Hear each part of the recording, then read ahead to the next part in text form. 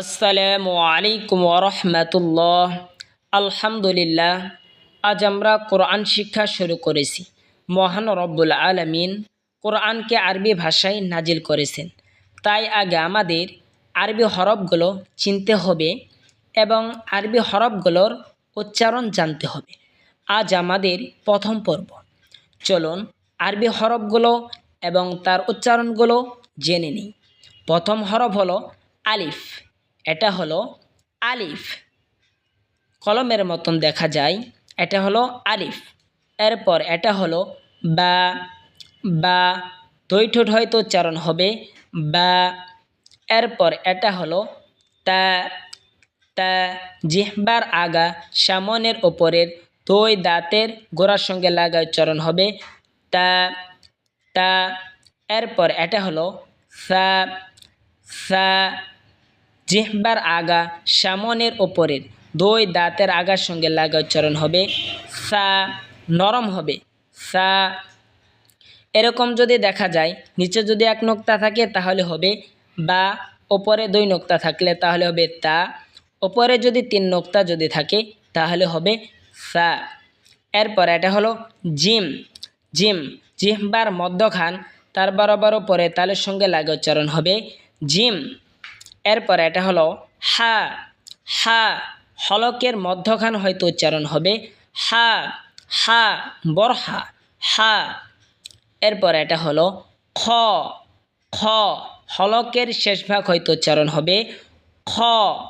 খ হার মতন যদি দেখা যায়, ওপরে এবং নিচে যদি ফোঁটা না থাকে তাহলে হবে হা, আর নিচে যদি ফোঁটা থাকে তাহলে হবে জিম, আর যদি ওপরে যদি ফোঁটা থাকে অথবা নোক্তা যদি থাকে তাহলে হবে খ।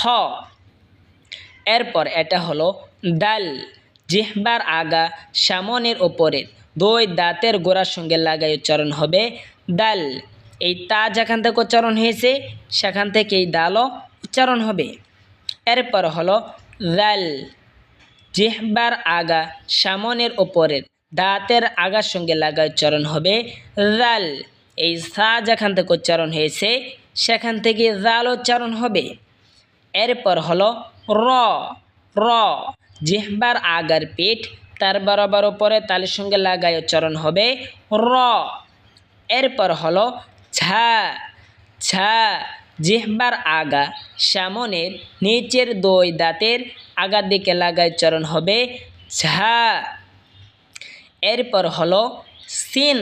সিন জিহ্বার আগা সামনের নিচের দুই দাঁতের আগার দিকে লাগা উচ্চারণ হবে সিন।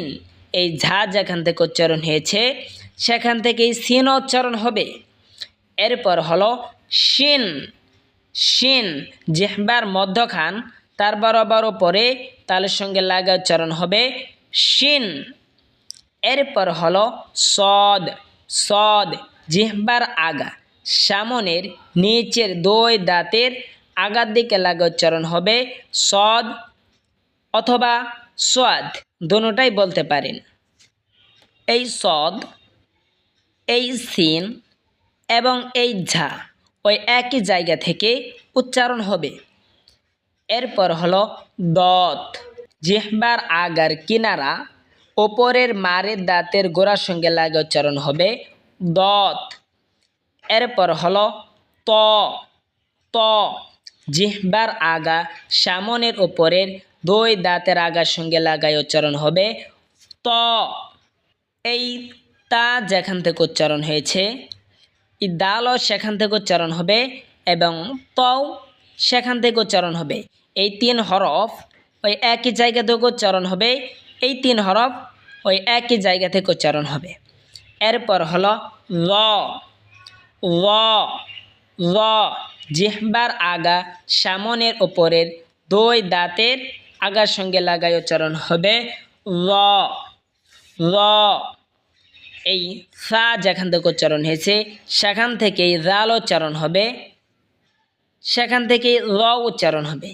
এই তিন হরফ একই জায়গা থেকে উচ্চারণ হবে।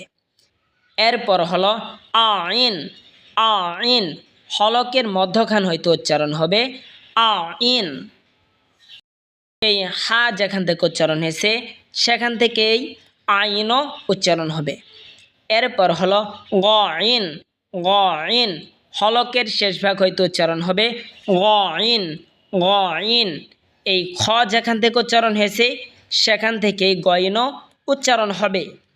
এরপর হলো ফা, ফা, ফা জিহ্বার ঠোঁটের পেট সামনের উপরে দুই দাঁতের আগার সঙ্গে লাগে উচ্চারণ হবে ফা, ফা।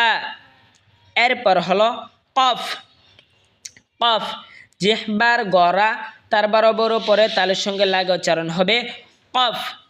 এরপর হলো কাফ, জিহ্বার আগা থেকে একটু আগে বাড়িয়া তার বরাবর উপরে তালের সঙ্গে লাগে উচ্চারণ হবে কাফ।